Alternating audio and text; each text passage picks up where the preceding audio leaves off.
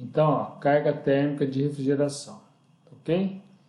Bom, as principais cargas térmicas são devido à transferência de calor pelas paredes, devido aos produtos, devido à infiltração do ar externo, devido à iluminação, devido às pessoas e devido aos motores dos ventiladores.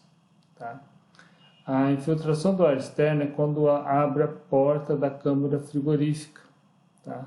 Então, aí você tem uma troca de calor, tá? Que é quando as pessoas entram. Tá? Então, e a iluminação e a luz fica acesa. Tá? Então, esses três componentes, esses três aqui, filtração do ar, iluminação e as pessoas, é quando ocorre a entrada das pessoas, tá bom? Bom, e aí a gente vai ver como é que calcula cada um deles, ok? Bom, carga térmica devido à transferência de calor pelas paredes. Então, a taxa de transferência de calor, tá? É a diferença de temperatura sobre a soma das resistências térmicas. Okay? Bom, essa diferença de temperatura, nós temos a temperatura externa e a temperatura interna. Tá? E aí, esse delta', tá? Que está aqui, ó, é o acréscimo de temperatura devido à radiação solar, de acordo com a tabela 1. Tá? A tabela 1 não está aqui, mas tem ela, tá? Vou mandar o material resumido para vocês em Word, tá? Não vou mandar esse material aqui do PowerPoint, lá tá até melhor um pouquinho, mas para apresentação aqui tá melhor, tá? São duas coisas assim, um pouquinho diferentes. Bom, então essa é a questão, tá? Esse delta' varia de acordo com a orientação da parede, com se a parede é escura, se é clara, se é média, tá? Então tem esses detalhes lá. Daqui a pouco depois do exemplo, vamos fazer exemplo, tá? Depois da teoria. Bom, então resistência térmica, o que é? Né? Nós sabemos que ela é fácil para poder resolver, né? A resistência térmica, ela é fácil para resolver os problemas, né? Tá? Eu só esqueci de mudar aqui, tá? Aqui é HCI, tá? E aqui é HCE, que é o coeficiente de transferência de calor por convecção do lado interno e externo, tá bom? Acho que no material do Word, tá? Já mudei, só esqueci de mudar aqui que eu não me lembrei. Então, a taxa de transferência de calor é semelhante à resistência elétrica, à corrente elétrica, e a temperatura potencial elétrico, ok? Então, essa mesma fluxo de calor por convecção do lado interno é o mesmo fluxo de calor por condução, que é o mesmo fluxo de calor por convecção. E aí nós temos que a resistência térmica, tá? É o ΔT sobre Q, ou a resistência térmica com esses dois apóstolos é o ΔT sobre Q duas linhas. Tá? Por condução numa parede plana, tá? Resistência térmica é L sobre Ka, ou, né, por unidade de área, é L sobre K. A resistência térmica por convecção é 1 sobre HC vezes A, ou por unidade de área é 1 sobre HC. Tá? Então, depende aí como que vai ser feito. Tá bom?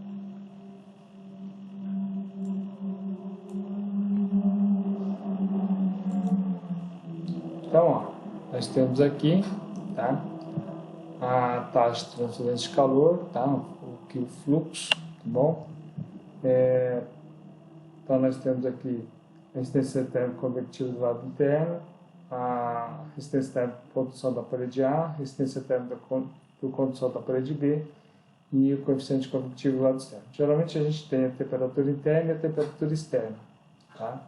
Soma das resistências térmicas, né, por unidade de comprimento, e aqui o fluxo de calor, tá bom? Então, é a diferença de temperatura sobre a soma das resistências térmicas, tá? Se não colocar a resistência térmica por convecção, a gente vai a favor da segurança, que vai propiciar um fluxo de calor maior, tá? Já que o denominador vai ser menor, tá? Considerando que o TI menos TE é constante. E aqui é o mesmo esquema, só que usando taxa de transferência de calor, tá? E agora levando em consideração as áreas, tá? Mas no caso, de qualquer jeito, a gente vai ter que usar a área, pode usar ela aqui embaixo ou pode usar ela aqui em cima no numerador, tá? A área vezes TI menos T externo. Aí tira a área daqui de baixo, tá bom? Então, essa aqui vai ser a equação para cálculo. Aqui está a tabela 1, que é o acréscimo de temperatura devido à radiação solar, aquele delta T', tá? Então, nós temos aqui o tipo de superfície, né? Cor escura, cor média, cor clara, parede leste, oeste, norte, tá? Então, esses aqui são os acréscimos do delta T', tá? Essas tabelas, elas não são, assim, se mudar o autor, esses valores aqui mudam um pouco, tá? Não há um consenso quanto ao qual é o valor correto, tá bom? É uma aproximação para os cálculos aí. Bom, de forma simplificada, o cálculo da espessura do isolamento segundo Costa, tá, e Chagas pode ser classificado como isolamento excelente se for só de 8 kcal por hora por metro quadrado, que corresponde a 9,30 watts por metro quadrado. Se ele for bom, se for de 10 kcal por hora metro quadrado, corresponde a 11,63 watts por metro quadrado. E é um isolamento aceitável se for de 12 kcal por hora metro quadrado, corresponde a 13,96 watts por metro quadrado. Tá? Então, isso aqui é uma ideia, a gente vai ter uma noção da qualidade do isolamento. Tá? O próximo é a carga térmica devido aos produtos. Então, o que a gente tem que levar em consideração? Tá? A gente tem que levar em consideração o seguinte: o calor, assim, geralmente o produto ele vai vir, ou ele vem a temperatura ambiente, ou ele vem resfriado, tá? Depende de cada caso aí. Às vezes você pode fazer o próprio resfriamento na própria câmara frigorífica, né? Às vezes, igual carne, né? Você faz o abate, faz o resfriamento numa câmara e na outra faz o congelamento, faz por etapas. Tá? Então você tem o calor sensível antes do congelamento, tá? Você tem o calor latente de congelamento, o calor sensível após o congelamento, e existe o calor de respiração, ou calor vital para frutas frescas e vegetais. Regras, né? Alguns vegetais são congelados, mas boa parte deles eles são só mantidos resfriados, eles não são congelados. Tá? Por exemplo, pegar uma fruta e uva, você vai refrigerar, né? Agora, você pode comprar batata para fritura, que elas vêm tudo congeladas, tá? Então, tem que saber separar. A batata in natura, tá? Ela é resfriada. Então, todos esses produtos, essas verduras e frutas, vegetais, tá? E frutas, além de ter o calor sensível antes do congelamento, quer dizer, ou seja, da temperatura de entrada até a temperatura final, que é antes do congelamento, vai ter o calor de respiração, tá? Se for para, assim, por exemplo, igual que vai congelar carne que vai congelar, não carne resfriada, tá? Então você tem calor sensível de antes do congelamento, calor latente do congelamento e calor sensível após o congelamento. Se for um produto, vamos supor, um medicamento que tem que manter refrigerado, tá? Alguns são congelados, né? Assim, dependendo do produto. Então, você só vai ter o calor sensível da temperatura de entrada final. Não tem calor de respiração, tá? Muito bem. Então, nós falamos de duas cargas térmicas, né? Transferência de calor das paredes e dos produtos, tá? Então, nos produtos ainda. Tem essa fórmula aqui, as duas, né? No caso, tá? Então, essa aqui, para um produto que será resfriado, nós temos essa fórmula aqui. Tá? Essa aqui é a carga térmica diária, né, que vai ser resfriada, tá? Vezes o calor de resfriamento, vezes a temperatura de entrada, menos a temperatura final. Se for um vegetal, uma fruta, nós vamos ter esse calor aqui vital, ou calor de respiração, tá bom? Para manter. para um produto, esse GT aqui é a quantidade total de produtos que está lá armazenado. Tá? Para um produto que vai ser congelado, ó, você tem esse primeira parcela aqui, ó, calor sensível de resfriamento, né, desde a temperatura de entrada até o congelamento. Tem o calor latente de solidificação, bom, contém a mudança de fase de líquido para gelo, e mais o calor sensível de congelamento. Então, vai desde a temperatura de congelamento até a temperatura final. Né? Vamos supor que a temperatura de congelamento seja 0 graus Celsius, mas ele vai ser congelado a menos 25 graus Celsius. Ele entrou a 15 graus Celsius. Então, 15 menos 0 aqui nesse início, e aqui 0 menos 25. Tá bom? Tá, e aqui tem que ver se vai ter o calor de respiração. Não. Geralmente, congelamento não tem. Então, por isso que eu deixei assim, essa fórmula assim, mais geral um pouco, mas aí a gente tem que ver de acordo com cada situação. De um modo geral, é tranquilo, tá? Não tem muita complicação, não. E não tem muita variação de exercício, igual foi do caso anterior. Tá? Então, tá aqui, ó, o Q ponto do produto, que é a taxa de transferência de calor liberada pelo produto. Ó. Tem que ver que agora a gente vai trabalhar muito em quilocaloria por dia. Então, tomar cuidado com as unidades, tá, pessoal? Que eu falei, ó, GT, a quantidade total de produto armazenado em quilo, e GD, a movimentação diária do produto em quilo por dia, tá? Então, tomar cuidado aí com as unidades, mas eu vou fazer o primeiro exemplo, eu vou bem devagar para vocês poderem entender, e depois vou fazer um segundo exemplo e vou passar exercício para vocês fazerem, tá bom? Bom, aqui, carga térmica devido à infiltração do ar externo. Tá? Então, ó, ela se refere ao volume de ar externo que entra ao abrir a porta da câmara frigorífica, sendo esta carga térmica função do volume da câmara, do fator de troca de ar, FTA, e da temperatura ambiente externa e da temperatura interna da câmara. Então, nós temos essa equação aqui, tá? Carga térmica devido à infiltração, é o volume da câmara frigorífica, vezes esse FTA, vezes esse ΔH externo, tá? Que é o calor cedido pelo ar ao entrar na câmara, ok? Em quilocaloria por metro cúbico. Então, ó, essa carga térmica aqui, no final das contas, nós vamos calcular o resultado em quilocaloria por dia, tá? Aqui está sem as fórmulas de conversão, mas aqui acho que vai dar certo, tá? Volume da câmara em metro cúbico, o FTA trocas por dia e o calor cedido quilocaloria por metro cúbico. Aqui não tem muitos problemas não, tá? Então olha só, a tabela 2 mostra o calor cedido pelo ar externo e a tabela 3 mostra o valor do cálculo do fator de troca de ar para o cálculo de carga térmica devido à infiltração, ou seja, devido à renovação do ar por causa da abertura da porta da câmara frigorífica. Bom, então aqui está a tabela, ó, tabela 2A, calor cedido pelo ar por unidade de volume, ΔH externo, ou seja, em quilocaloria por metro cúbico para o caso de condicionamento de temperatura interna da câmara, TI maior que zero. TI maior que zero significa para produtos resfriados, tá? A indicação dos livros é isso. Tá? Bom, então nós temos a temperatura do ar entrando a 25, a 30 graus Celsius, a 35 ou 40. Bom?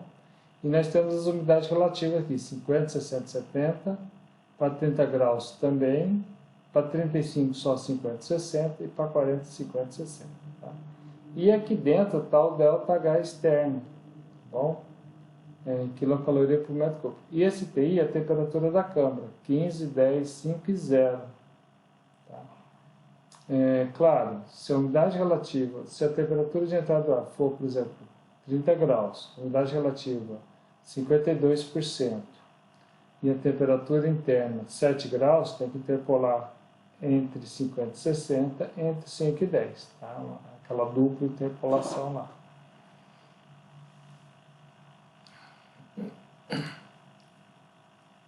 Aqui, ó, nós temos os valores da tabela 2B, calor cedido pela unidade de volume, tá? A mesma coisa. Só que, ó, temperatura interna da câmara TI menor que 0 grau Celsius, tá? Para produtos congelados. E aí a gente tem a temperatura do ar entrando 5, 10, 25, 30 e 35. Tá? E aí nós temos as umidades relativas, tá? Os valores respectivos. Bom, e aqui a temperatura interna da câmara, tá? Valores negativos aqui. Bom, e aqui o ΔH externo. Beleza? Bom, aqui nós temos aquele fator de troca de ar. Então, alguns livros trazem, bom, todos eles trazem, tanto para produtos resfriados, que está esse lado esquerdo aqui da tabela, como para produtos congelados do lado direito aqui da tabela. Tá? Do lado esquerdo aqui, às vezes vem TI maior que 0, do lado direito vem TI menor que 0. É a mesma coisa, tá? Produtos resfriados e congelados. E nós temos esse FTA em função do volume da câmara. Né? Quanto maior o volume da câmara, menor é esse FTA, né? Você tem menos perdas aí. Tá? Uma vez eu peguei dois autores, tá? Eu juntei os dois gráficos, duas tabelas, e dá praticamente a mesma coisa. Muda muito, muito pouco. Tá? É insignificante a diferença. Bom? E aí nós temos volume de câmara de 40 até 15 mil metros cúbicos e aqui também. Bom? Carga térmica devido à iluminação. Bom? A outra carga térmica. Então, aí as lâmpadas serão acendidas, né, para a movimentação da carga realizada pelos operadores.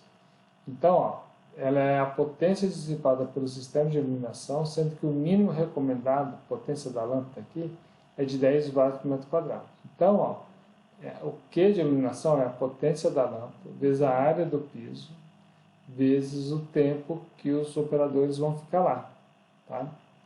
E aí, multiplicando por 3.600, dividido por 4.186,8, tá? Tem essas conversões aqui, o resultado vai sair em quilocaloria por dia, tá bom? Tá? Então, ó, lembrando que a potência da lâmpada, aí tem que ver, né? Qual que é o menor, aí tem que calcular. É de 10 watts por metro quadrado, tá? A área do piso em metro quadrado e o tempo que fica em horas, tá? Esse tempo aqui em horas, tá bom, pessoal?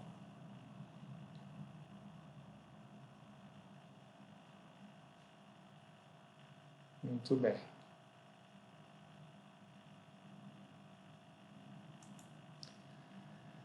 Carga térmica devida às pessoas, tá?